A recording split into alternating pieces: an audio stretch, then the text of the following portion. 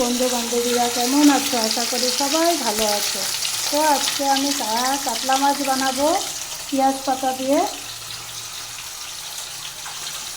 তো কোনো জিনিস যদি খুব মন থেকে বানানো যায় তাহলে কিন্তু সেটা খেতে অনেক টেস্টি হয়, না বলো? তো আমি আজকে এটা খুব মন দিয়ে বানাচ্ছি। মাছ ভাজাটা হয়ে গেছে।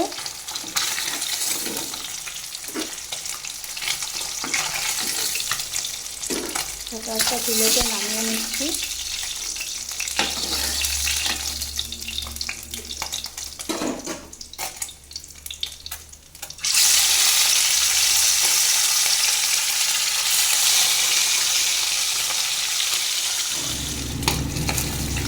মাছ ভাজা কমপ্লিট হয়ে গেছে।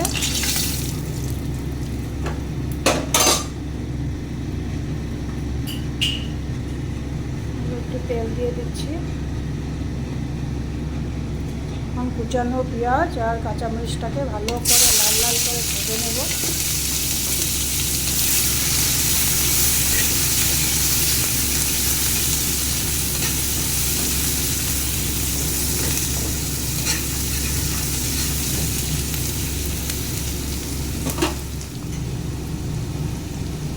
পেঁয়াজ পাতাটাও দিয়ে দিলাম।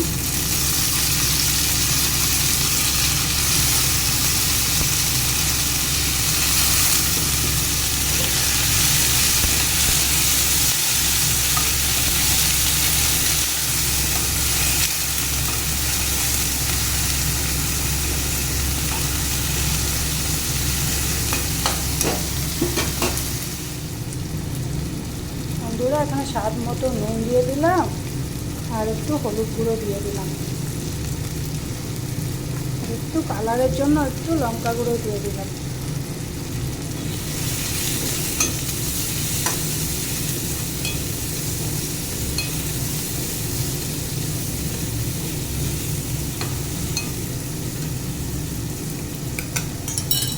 টমেটো একটা আর 4-5টা কাঁচামরিচ পেস্ট করে রেখেছি, এটাও দিয়ে একবারে ভালো করে কষিয়ে নেব।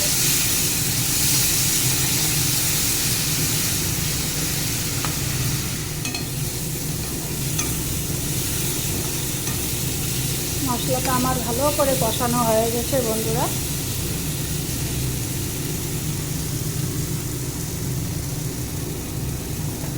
এখানে মিক্সার জারটা ধুয়ে একটু জল দিয়ে দিলাম।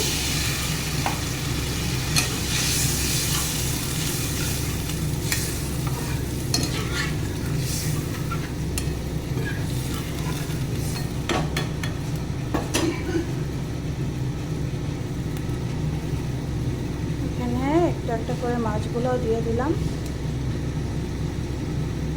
বন্ধুরা, এই রেসিপিটা তোমরাও বাড়িতে বানিয়ে খাবে, এটা খেতে অনেক ভালো লাগে।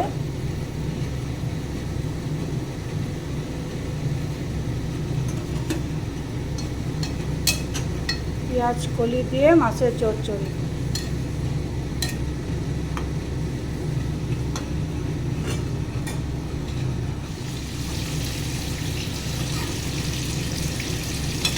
বন্ধুরা, একদম সবজি মানে মাছের চচ্চড়ি একদম কমপ্লিট।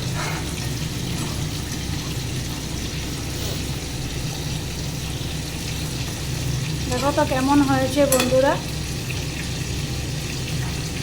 তোমাদেরকে আমি গ্যারান্টি দিয়ে বলছি, একবার বানিয়ে খাও, এটা খেতে একদম অসাধারণ হয়, অসাধারণ, অনেক ভালো লাগে বন্ধুরা। গরম ভাতের সাথে পেঁয়াজ পাতার মাছের চচ্চড়ি। তাহলে আমি তোমাদেরকে নামিয়ে দেখাচ্ছি। দেখো বন্ধুরা, কতটা সুন্দর হয়েছে।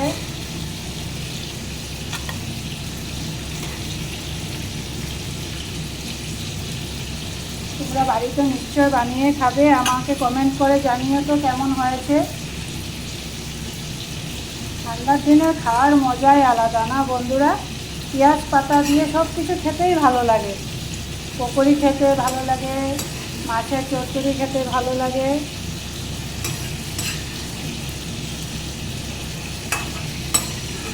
ঠিক আছে বন্ধুরা, দেখো তো তোমাদের যদি ভালো লেগেছে আমার এই রেসিপিটা মাছের, তাহলে তোমরা লাইক, শেয়ার, সাবস্ক্রাইব করে দিও বন্ধুরা। সবসময় আমার সাথে থাকবে।